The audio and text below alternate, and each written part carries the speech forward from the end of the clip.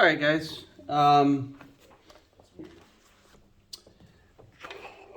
Let's at least start by talking about some of the homework that we didn't finish on Wednesday. I want to at least get to the stuff in 12B.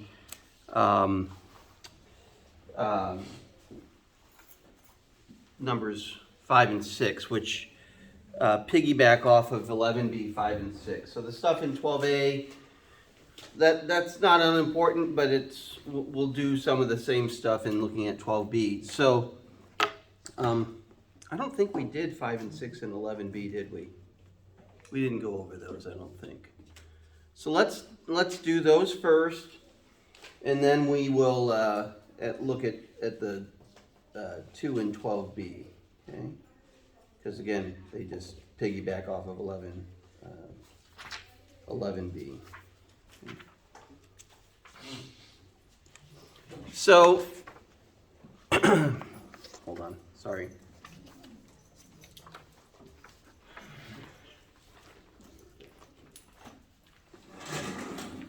Okay, so in 5 and 6 and 11B, we're putting these in standard form, okay? So let's take a look here. Actually, before we actually do it, let me ask you this question. Are you guys finding these arguments more difficult? Okay. What is it about them that you think is a little more difficult? I think that's typical. So that's not, I asked because I figured that might be the case. What is it that's kind of challenging about these in your minds? With the two-premise arguments, it was like a clear, cut, and dry, what you're supposed to put in two premises. But like This one is like kind of unclear. Okay.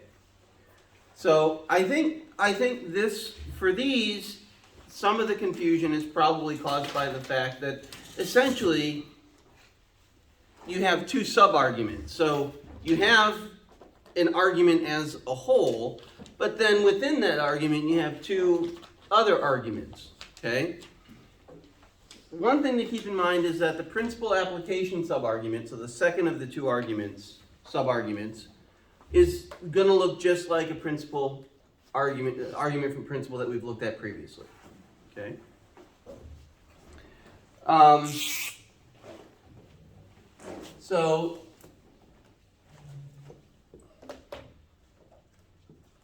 And what we get at the end of the principal application sub-argument is the conclusion for the argument as a whole.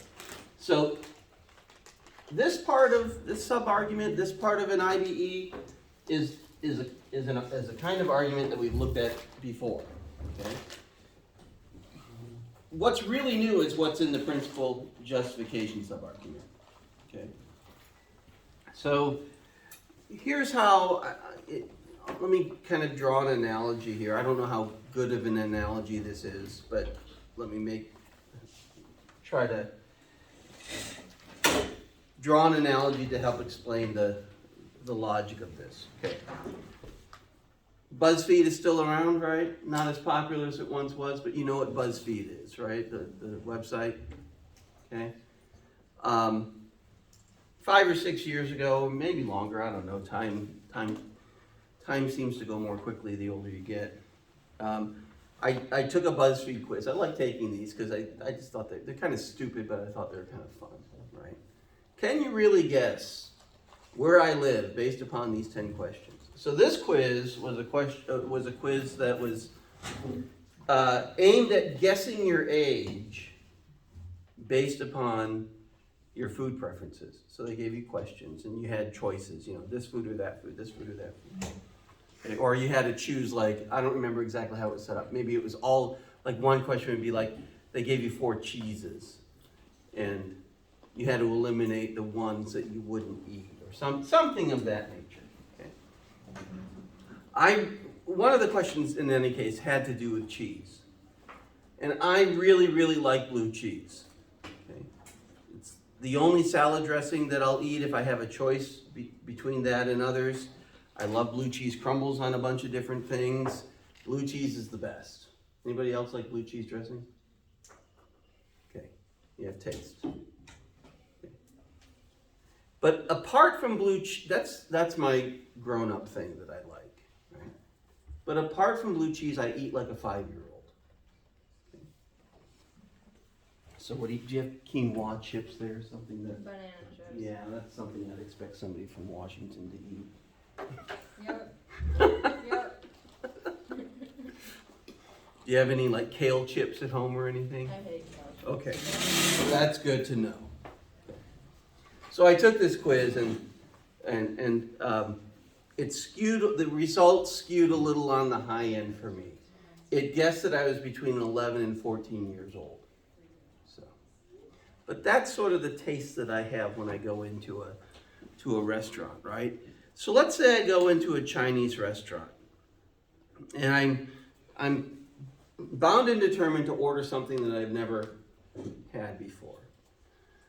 But I got to keep in mind my childlike taste. So I'm not going to eat anything that has fish. I don't eat any seafood at all. I don't like mushrooms. I don't like water chestnuts. What's something else that I might not like at a Chinese restaurant?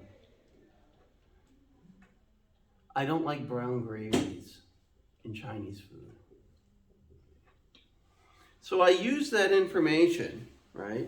If I'm gonna choose something that I've never eaten before, I'm gonna say to myself, okay, Chinese restaurants are generally pretty good because it's often the case, right, that they'll have the dish and then it'll tell you exactly what's in it.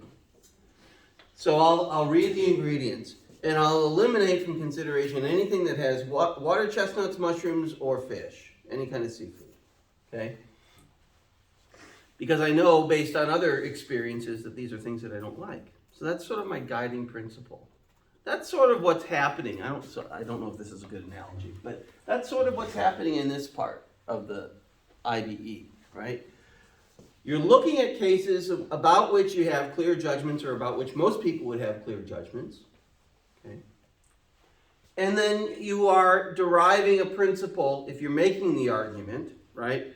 You're deriving a principle that helps to explain those judgments.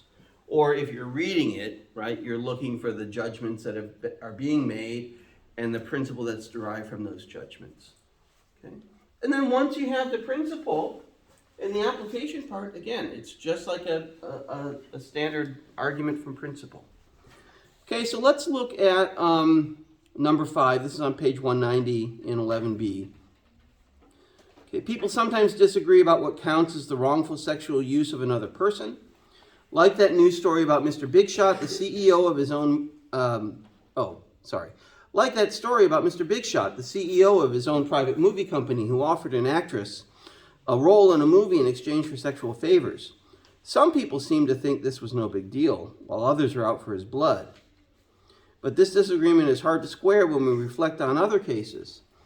Suppose a successful businessman, Danny, is attracted to an intern, Ava, at one of his companies. Danny's made a point of explaining to Ava how powerful he is and how respected he is, and he's always touting his influence at the company.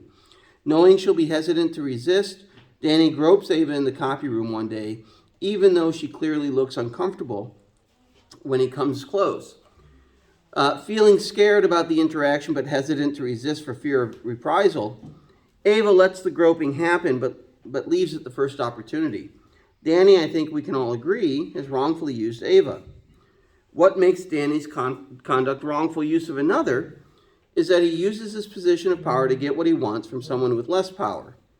This also explains other cases. Suppose Belinda, a teacher, seduces her high school student into a sexual relationship, or that a police officer threatens to ignore criminal threats against someone unless they cough up money for a bribe.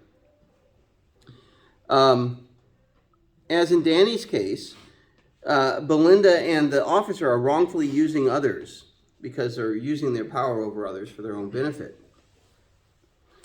This provides clarity on cases like Mr. Big Shot's. If using your power over others to get what you want counts as wrongfully using them, then Mr. Big Shot is clearly wrongfully using the actress.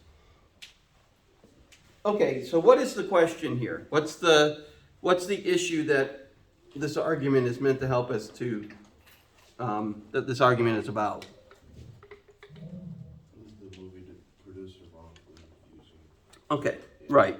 Whether Mr. Big Shot has done anything wrong in asking the aspiring actress for sexual favors. Okay, what's the judgment that he has or has not? That he has. Okay, and so the use of other cases is meant to help us to arrive at that conclusion, right? So all we're going to do, right, in the first premise is to indicate what those cases are and what moral judgment or judgments attached to those cases. So what are some of the cases that we have here to help us to think about Mr. Big Shot? Danny and Eva. Okay. Okay. We have Danny and Ava. Okay. Did he treat her wrongfully? Yes. Okay. So we would say that Danny wrongfully used Ava. Okay. What else do we have? Belinda and Okay. Belinda wrongfully used her student.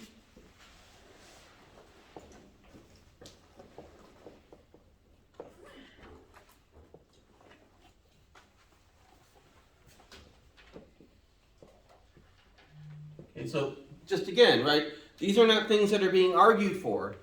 These are just meant to be examples that most people would agree constitute, in this case, wrongful use. We don't have any contrasting cases in this instance. These are all cases of wrongful use. And then the third one, right, is that is the police officer wrongfully used the people that were shaken down for the bribe.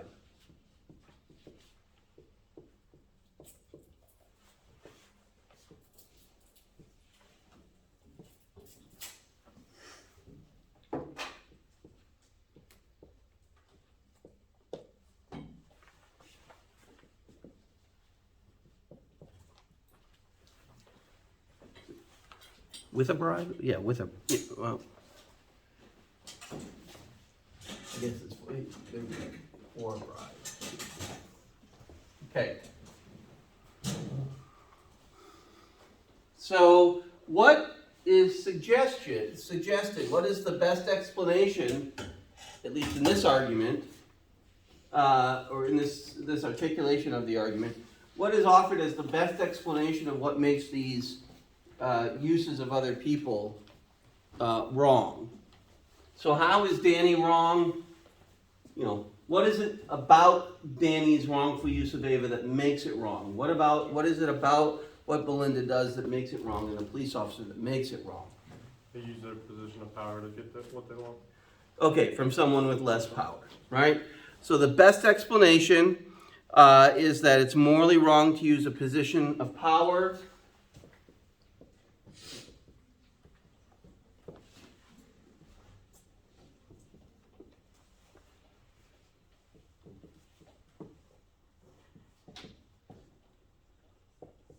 to get what you want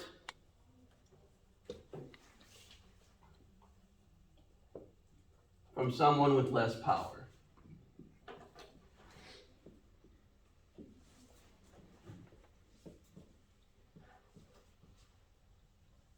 Okay, so what? Well, then we could just say it's morally wrong to use, you know,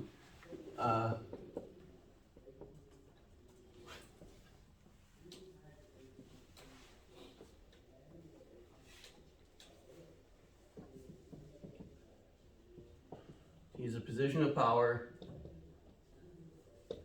to get what you want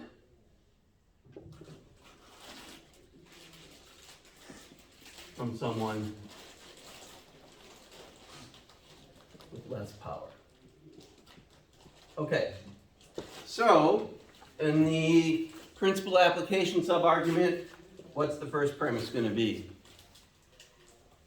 It's going to be a restatement of them. It's just going to be this, the conclusion from the justification sub-argument. Okay, so You're just, and really, I said this on Wednesday. You end up kind of stating virtually the same thing 3 times, right? The explanation is from which you derive the principle. So those are very, very similar. And then you're just restating the principle as the first premise in the application subargument, okay? So once you get this, you're really on, you've got a lot of your work done, and the next thing you really need to worry about is what the case is. So what's the case here is Mr. Big Shot. So what are we going to say about Mr. Big Shot and the actress? Mr. Big Shot using his power over the actress, it's morally wrong. He used his power to get what he wanted, or what he wants.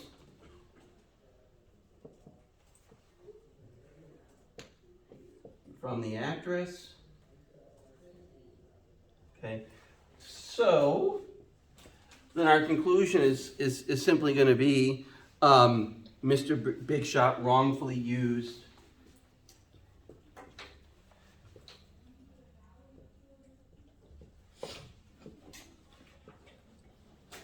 the aspiring actress. Okay, let's do this. Let's do 12B for number 5 for this one, right? So in 12B, what you are asked to do is to restate the argument in standard form. If, by the way, you didn't do that and you just proposed an alternative principle, that's fine. Because the first thing they wanted you to do in 12B is to just restate what you had already done in 11B. Okay, but in any case, we're going to be working with this in 12B. And what we're trying to do is to, because remember, this is one of the ways that we might criticize an IBE, is to offer an explanation that explains these cases as well as or better than the explanation that's been given in the argument. Okay, so let's think about this for a second. Why might this not be the best explanation, or and then from that the best principle? What might be wrong, or not wrong so much, but what might be deficient about this?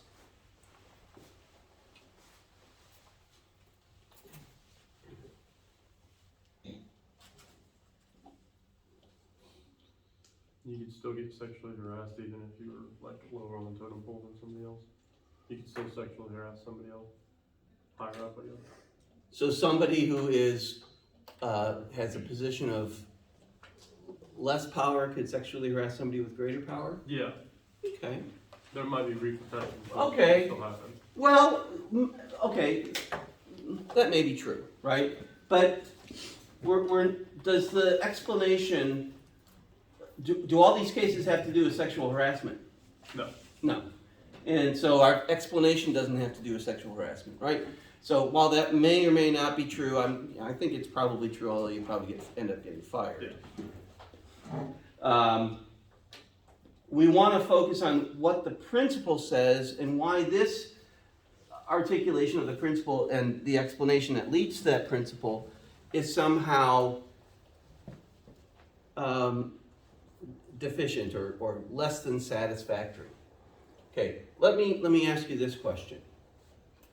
Relative to you as a student, do I have greater power?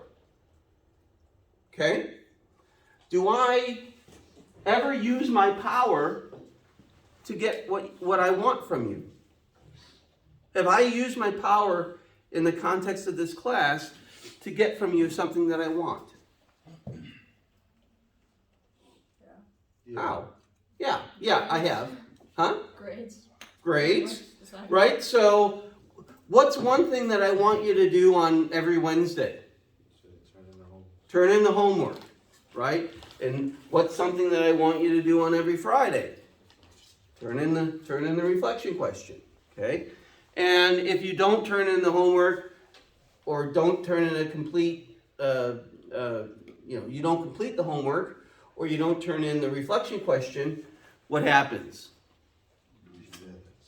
you get a 0 for the assignment, or in the case of the homework, if you've done some but not all of it, you might get, half credit.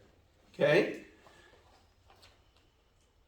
Does that provide you an incentive to do the homework the next time?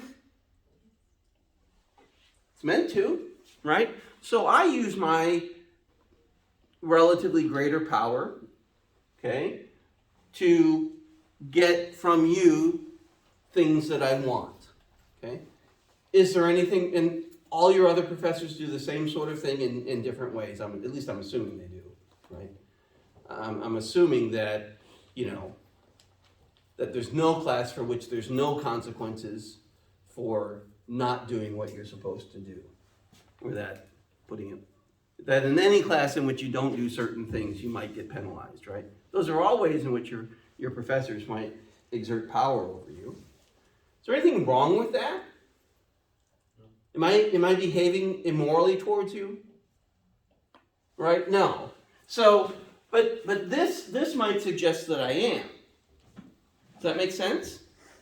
Right? If this is a reasonable moral principle, then it can't account for cases like a professor-student relationship, or even an employee-employer relationship, right? There are cases, if you're employed, or if you've been employed, and you certainly will be employed at some point in the future, if you're not or haven't been, I'm assuming most of you have had jobs, if not all of you, right? Your employer exerts power over you to get from you something that he or she wants, right? If you don't do the job as well as your employer wants you to do, you might get fired, you might not get a raise, you might get fewer shifts, whatever it might be, right? These are all ways of exerting power over those with less power, but in ways that wouldn't be thought of as being morally problematic, at least in most cases, okay? So this principle, it seems, and the explanation that we've derived the principle from, isn't really as strong as it might be, okay? So, what's another way we might think of the principle? Okay, let me ask you this question.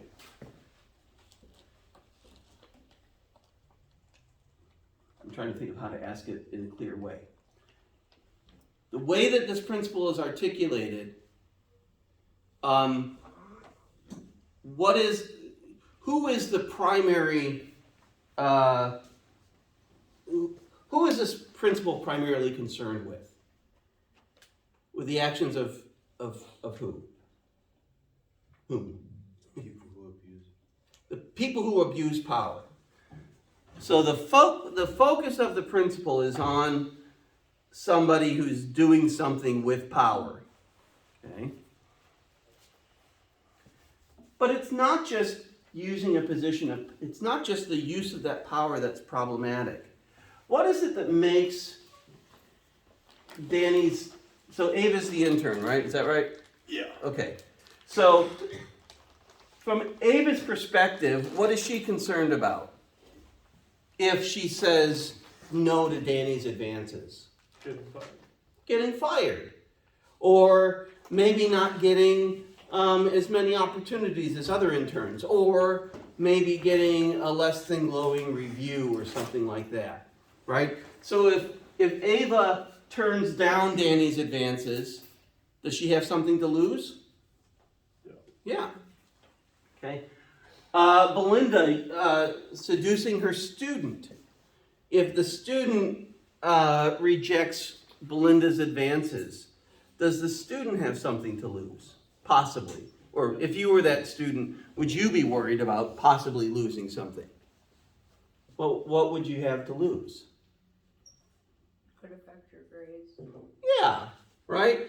Could take any number of forms, but maybe Belinda's going to be a harder grader on you than others, or in other respects just treat you unfairly. Okay, and then in the case of sorry, where is it? The police officer, right?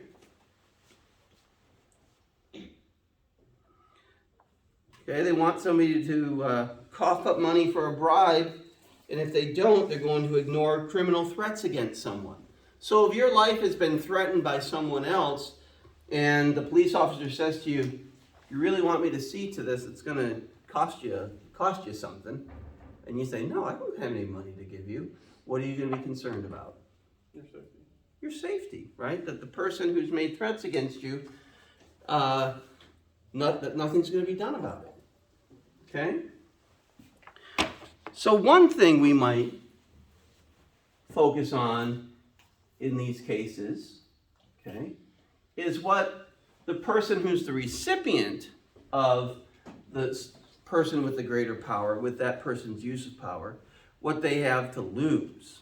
So it's less focused on the use of the power per se, right, than it is on what the person who is the object of that use of power might lose if they turn it down. Okay, so we might say something like, So I'm not going to tell you, at least not yet. How might you, focusing on that consideration, restate the explanation and therefore the principle?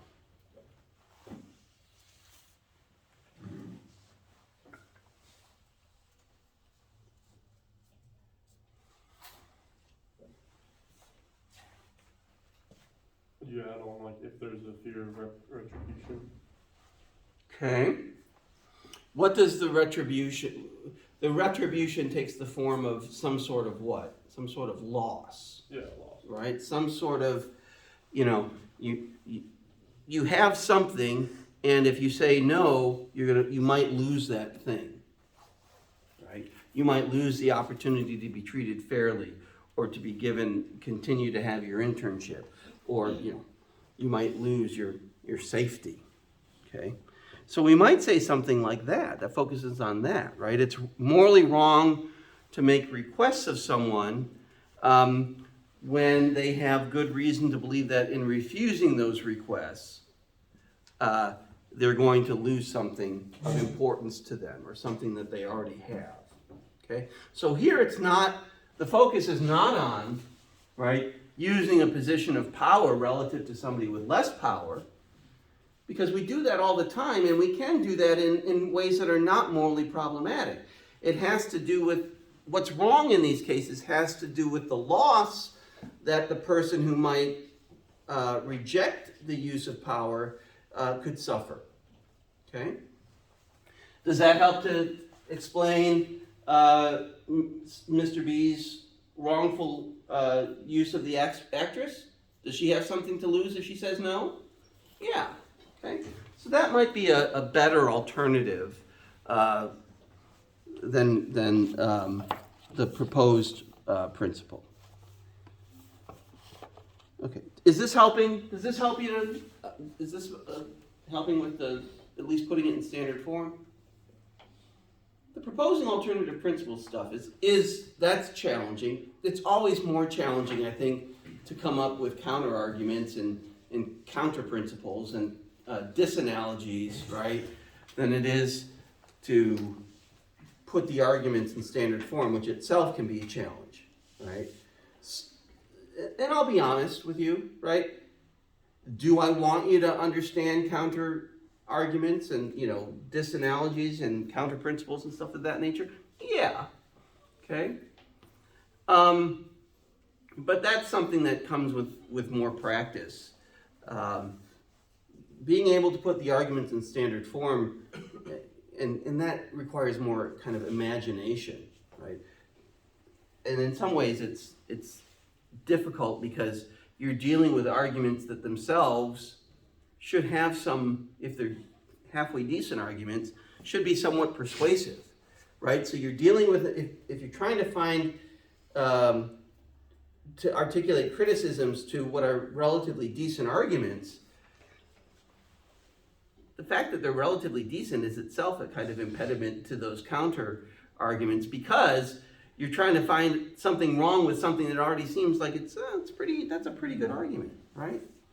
So you're kind of disposed to the argument in some respects, if it seems persuasive to you. But with rendering arguments in standard form, that's really just a matter, and in saying just, I'm not trying to diminish the challenge that might sometimes be posed, but that's largely a matter of reading carefully and trying to, differentiate premises from conclusions and so on and so forth. That's a skill I think that's going to be less difficult to develop than the counter-argument skills. Both are important, but you've got to get the standard form stuff down first, at least. And that's, I'm concerned about both, but I'm especially concerned about that standard argument skill. Okay, let's look at number 6. Mr. Big Shot, the CEO of his own private movie company, was just revealed to have done something shocking. He offered an actress in a role in one of his movies in exchange for sexual favors. Many have charged that he wrongfully used the actress for sex. This charge is unwarranted. All right, so we have Mr. Big Shot again. So same issue, okay, but different conclusion, right? That he's not done anything wrong. Consider some clear cases of wrongful sexual use. Sean knows Gertrude will not have sex with him. I want to know how old Sean and Gertrude are, because Gertrude is anyway. It's a 90-year-old lady. Well, apparently not, because she's demanding he use birth control, so she's maybe just an unfortunately named younger woman. But anyway, she won't have sex with Sean unless he uses birth control. So he lies to her and tells her that his doctor has certified that he's sterile. Be really bad if he had like a little laminated card he carried around in his wallet. Grant gets Shanice extremely drunk so that she can no longer resist his advances as she always has before. Max threatens Lola of cheating on an exam unless she has sex with him. Consider also a case where wrongful sexual use is clearly absent. Mark and Dominic are in a long-term loving relationship. Sometimes when Dominic is not in the mood, Mark persists in trying to persuade him by giving him a long back rub, which eventually leads to their both desiring and having sex.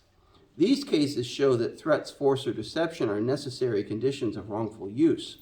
Sean, Grant, and Max are wrongfully sexually using others because they hope to obtain sex through force, threat, or deception. Mark is not sexually using Dominic because he's not using force, threat, or deception to win him over. What of Mr. Big Shot? He offered an actress a role in exchange for sex. This is not an instance of force, threat, or deception. Since he did not meet the necessary conditions of wrongful sexual use, Mr. Big Shot did not wrongfully sexually use the actress. Okay. So, same type of argument, different conclusion, different explanation of different cases and a different principle. Okay?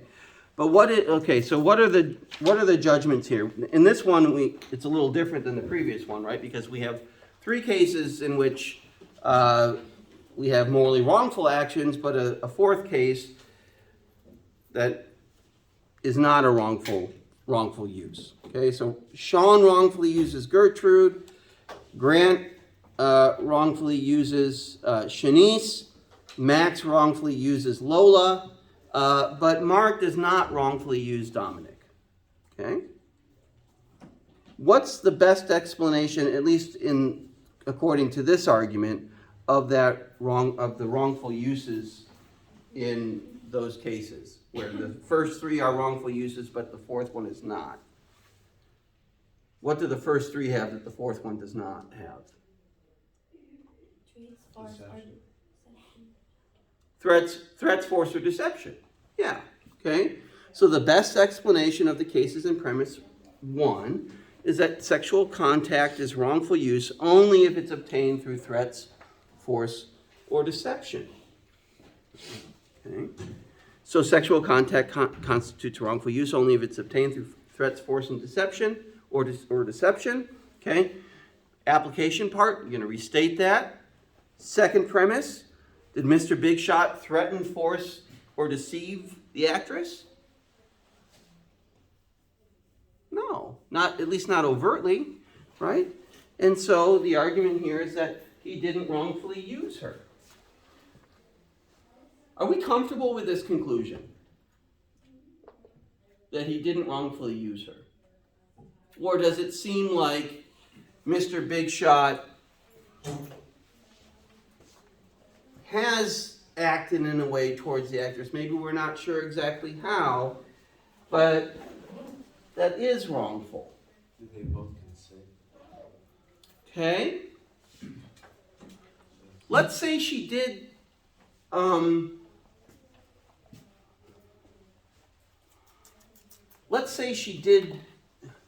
going to hesitate to use the word consent. Let's say she agreed to have sex with him. Okay? Would we call that consensual? What? If the actress agreeing to have sex with Mr. Big Shot. Okay, why not, Eddie? Because there's a power dynamic. Okay, but maybe we want to avoid, we can't just make it about somebody in greater and lesser power, right? Because then we might have the same problem we had last time.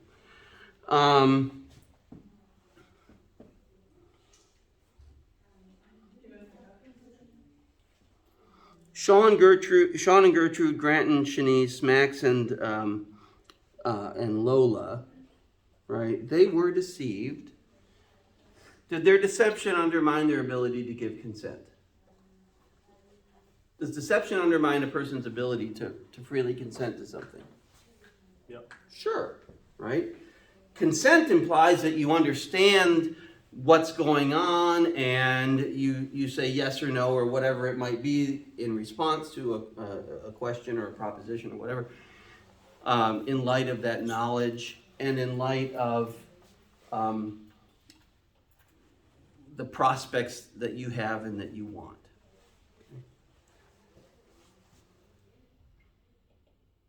Okay, there's a movie that's based on a book called Sophie's Choice. The book is called Sophie's Choice too. It's by a writer named William Styron.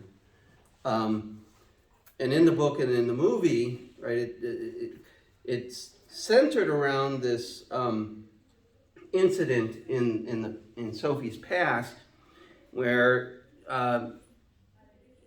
she was a Jew in World War II. And I can't remember the exact details of it, but it's at some point in the novel and then in the film, she is given an ultimatum by a Nazi soldier to choose which one of her children to sacrifice. Okay, and if she doesn't choose, they're going to both be killed. Okay, is that a meaningful? If you choose which child to sacrifice, have you made a meaningful choice? Is that a choice in any meaningful sense? No. Okay. Yeah. No. Yes. No. Okay. Why is that a meaningful choice? You're deciding which one your kids are going to live, so that's meaningful. Oh, okay. I'm sorry. It certainly got, like, there's a lot of gravity, so it's meaningful in that. Okay, I see what you're saying. Okay. So there's gravity to the choice, but is it let me put it differently. Is it a genuine choice that person has made? That's a better way of putting it. Sorry. Yeah. No, right? Your money or your life? Which one's it going to be, right? Those sorts of ultimatums. These aren't meaningful choices. So it's hard to say in circumstances like that the person who makes the choice is truly chosen. It's not free, a free choice. Okay? You're not really free in those sorts of circumstances to say either yes or no. Either this or that, right? That would be a free choice when the two options are actual options for you. Okay. If there's only one option, or if neither option is a reasonable option, then it's not a free choice. So we might focus on that, right? Gertrude isn't able to make a free choice. Shanice is not. Lola is not. But Dominic, he might, need a little time to get into the mood, but he does make a free choice. Okay? He hasn't been coerced in any overt way by Mark.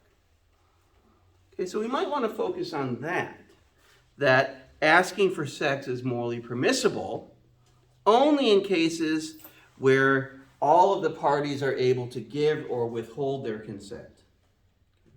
That would be arguably a better principle than one that focuses on just whether there are threats, fraud, and deception.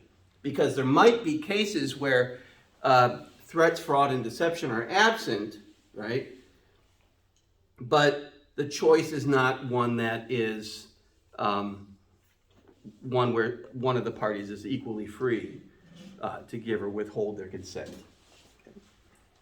Okay. If that were the principle that we used, would we say that the actress is equally free to give or withhold her consent?